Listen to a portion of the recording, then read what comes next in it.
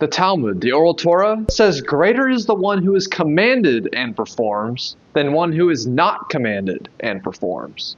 Here's a scenario. Person A does an action because God commanded him to do it, and person B does that exact same action, but for some other reason, not because God commanded him. Let's call person A George and person B Peter. The Talmud says that George, who did it because God said so, is greater than Peter, who did that exact same action, but not because God said so. They both performed the same action, but George is greater than Peter. How can this be? This distinction is very relevant for us Noahides, since righteous, pious Noahides follow the 7 laws because God said to do it, whereas wise Noahides just follow it for some other reason. In this video, we discuss why it is indeed better to keep laws because God commanded them, rather than keeping the same laws for other reasons. A Noahide example of this tension is, why should it matter if I refrain from murder because God told me to, rather than if I refrain from murder because I think murder is wrong? In both cases, I'm not murdering, so why am I better if I refrain because God told me to? There are 2 main philosophical, psychological reasons that we'll go into in this video, and there are other theological reasons, which we'll cover in the next video. The first reason is that commands create psychological resistance. Many of us do things based on our own feelings, judgments, desires. And Judaism holds that doing good because it feels right, because you value the good, is valuable, but it still means that you are the final authority. You do good because you want to do good. In essence, you do that which agrees with your own judgment, your own preferences. And technically, it remains binding on you only as long as that judgment holds, only as long as you still desire to do good. The moment you desire not to do good, okay, you don't have to do good. If you ultimately do that which aligns with your own preferences, then your actions may change day to day based on how you feel. But doing good because it is commanded is different. Here, you are no longer acting because the action appears good to you or because it aligns with your preferences. Here, you are acting because you are obligated, because you are commanded by God. Thus, when you follow a command, you are no longer choosing what counts as right and good. What counts as right and good is now dictated by the command. So when you bind yourself to a command, you're binding yourself to whatever that command says, whether you agree with it or not. Thus, you are no longer the final authority over what counts as right and good and what you should do. Even if the command doesn't align with your own preferences, you still do the command because it is God's will for you. So here's that psychological resistance. You went from doing whatever aligns with your preferences, no resistance whatsoever, you're doing what you want, to doing what God wants, whether you actually want to do whatever God tells you to do or not. Say, for example, you go into a store and something looks really appetizing to you, but you think that you might be caught, so you don't steal it today. The next day you go into the store, you see that same appetizing thing, and there's nobody around, there's no cameras. You think that you could get away with stealing it and not getting caught. So you steal it, it aligns with your preferences. Now, how about if you bind yourself to the command of no stealing under any circumstances? At this point, you go into the store, you see that appetizing object, and you really want to steal it. You don't think that you'll be caught, but God tells you not to steal. So now you have 2 conflicting things, and this is that psychological resistance. But even when your preferences do align with what God wants, a resistance still exists, because the moment an action becomes obligatory, the option to opt out of that action is removed. Consider this example. Let's say you plan to attend class later today. I'm a student, so student examples come to mind very easily right now. During class, you plan to sit quietly, listen to the teacher, and take notes. So you go to class, the class begins, the teacher comes out, and before beginning the lecture, the teacher commands, "Before I lecture, there are some requirements I have for you. You must sit quietly, you must listen to me, and you must take notes." Okay, well, these are the 3 things that you already planned on doing when you got to class. But many of us know that in this situation, we will automatically feel an urge to rebel. Oh yeah? Well, what if I don't want to take notes? You're telling me that I can't talk in class? Oh yeah? Well, watch this. Who are you, the teacher, to tell me what to do? So notice something. You're already planning on doing those 3 things. You go to class, but then the teacher commands you to do those 3 things. Now, how about if you bind yourself to a command of no stealing under any circumstances? At this point, you go into the store, you see that appetizing object, and you really want to steal it. You don't think that you'll be caught, but God tells you not to steal. So now you have 2 conflicting things, and this is that psychological resistance. all of a sudden, it becomes a lot harder to do those three things because you feel that a psychological resistance to go against the command.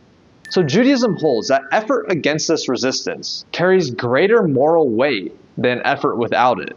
The command increases difficulty, and overcoming that difficulty increases the moral significance. So if after being commanded to take notes, sit quietly, listen intently, you do those three things, it is morally superior than if you're just going to do them because you wanted to. In obeying the command, you overcome resistance. You overcome your own preferences, your own desires, in order to fulfill your obligation. Now, what if you don't feel this resistance? What if what you already want to do aligns with God's commands, and you don't have that urge to rebel? Does that mean that you are no better for following the 7 laws because God commanded them, since you don't feel this resistance? The answer is no. If you don't feel resistance to following God's commands, if it's just natural to you to do what God wants from you, then you are still acting at a higher level than someone who does those same actions without reference to God's commands. Technically, the command still binds you, and your obedience to the command is meritorious. This absence of resistance, though, is actually a great sign. It reflects moral refinement. It's what all of us should actually strive to become. When doing God's will feels natural, it means your character has been shaped to be aligned with what God wants, which is amazing. Indeed, Pirkei Avot, the Ethics of the Fathers, says that we should make our will like God's will. Remember, God is the ultimate source of all reality. So when you align with God, you're aligning with reality. You're aligning with truth. You're becoming more morally perfect. The goal is not permanent inner conflict and resistance. The ultimate goal is alignment with what God wants from us. So even without felt resistance, the command still matters, and obedience to the command still carries moral significance, even if you don't have this resistance. You know, though, that the command is still what ultimately binds you. You still do those actions because God wants you to do them. But in such a case, the person has been refined so that he now wants what he is obligated to do.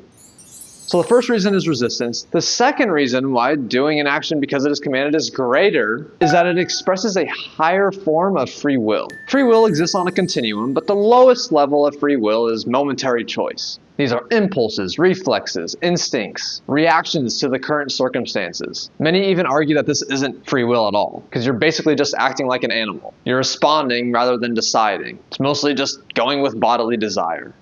A level higher than that, though, is reasoned choice, when you use your reason in the moment. Here, a person deliberates and acts based on what seems justified at the time. This level's higher because it involves the mind. It's not just mere physical impulse. But this free will, though, is still a little bit unstable, because when you reason in the moment, you're still influenced by your surroundings. So you can be influenced by fear, temptation, your mood at the time. So what seems reasonable now may not seem reasonable later. An example of this is, suppose you're trying to be healthy and you want to cut out bread from your diet. You have a dinner reserved with your family at this nice restaurant, and lo and behold, the restaurant brings out bread.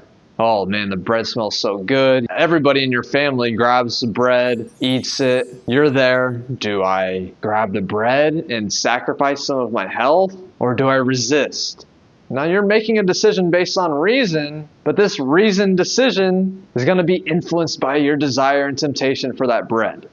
And so the highest level of free will is self-binding choice. It's the decision to reject the bread before you even get to the restaurant. At this level, you are binding yourself now to reasons that will govern you in the future. At this level, a person sets goals, anticipates future weakness, and deliberately limits future options. So before you get to the restaurant, you are in a moment of clarity. You don't have that bread in front of you to tempt you. You make a reasoned decision now. No matter what, I will not eat the bread. You get to the restaurant, you no longer have to decide. It's already been made for you without that temptation. So when you decided before the restaurant, that was a higher exercise of free will than your decision at the restaurant. Now, of course, when you made that decision before the restaurant, you're still making a decision in the present moment, but it is less exposed to those pressures that you later experience, because those pressures are in the future. They're not operating on you at this moment. So when that future moment arrives, you then aren't reacting. You are just merely carrying out a decision that you had already previously made under the most free, reflective environment and decision. And so this is why commanded action expresses a higher form of free will. When you accept a command now, you're binding yourself in advance to all those future moments where that command may be relevant. When you get to that moment where the temptation to steal is so great, but you've already accepted God's command of do not steal, even when you get to that future moment, you've already made the decision. And you're just going to carry out that decision that you made in your moment of the highest free will. And even higher though, this is not just merely a commitment to what future reasons will govern you. It's a commitment to an authority that is greater than you. You see, if you commit yourself to reasons, then you always retain the authority to override those reasons, since you are the one who originally made the commitment to that reason. If you accept a command from God, however, God now has the final authority over your action. With that recognition, you exempt the right to relinquish yourself. You can no longer reason or rationalize yourself out of the command. It's the difference between making a promise with yourself, and when you make a promise with yourself, you can just revise this promise at will, since you're the one who ultimately made it. The difference between that and entering into an obligation that is enforced by an authority beyond yourself.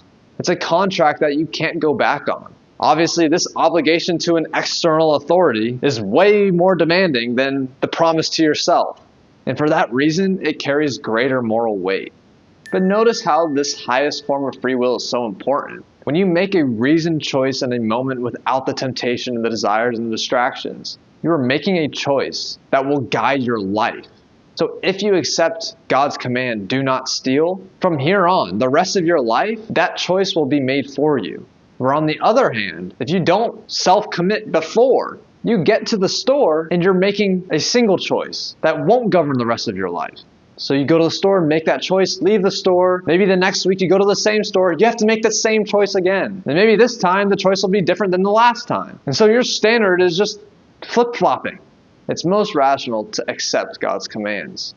Deliberately placing yourself under a binding standard, especially one that is above you, God's commands, is morally greater. It's one of the most mature things that a person can do.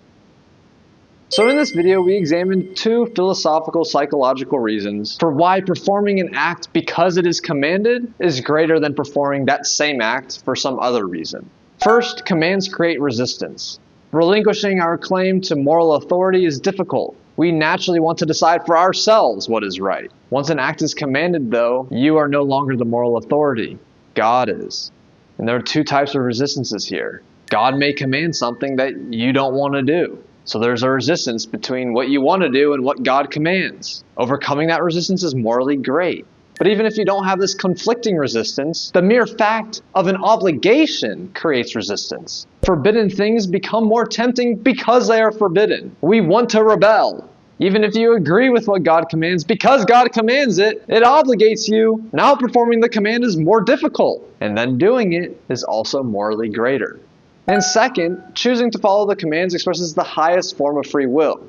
Rather than merely reacting in the moment or being tempted by desire, commanded obedience involves freely binding yourself in advance with pure reasoned choice behind this commitment to a standard that is beyond yourself. It is a free decision to govern your future actions even though you know that you will be tempted. You will have conflicting desires. That kind of self-binding commitment is a deeper exercise of agency than any momentary reactive choice. So for these reasons, Judaism holds that obeying a command is greater than obeying yourself, because it requires overcoming resistance and exercising the highest form of freedom, which many people actually struggle to do. Again, the ethics of the Father says that we should make our will like God's will. Ultimately, we want to align ourselves with God's will so we no longer feel any resistance. So practically, I encourage you to follow the Noahide Code because God commanded it to Moses at Mount Sinai in front of the entire Jewish nation, not just because they are rational laws. In the next video, we'll explore more of the theological reasons, why the righteous Noahides get a share in the world to come while the wise may not. So subscribe to stay tuned for that. I hope you enjoyed, maybe you learned something. Thank you, as always, for watching.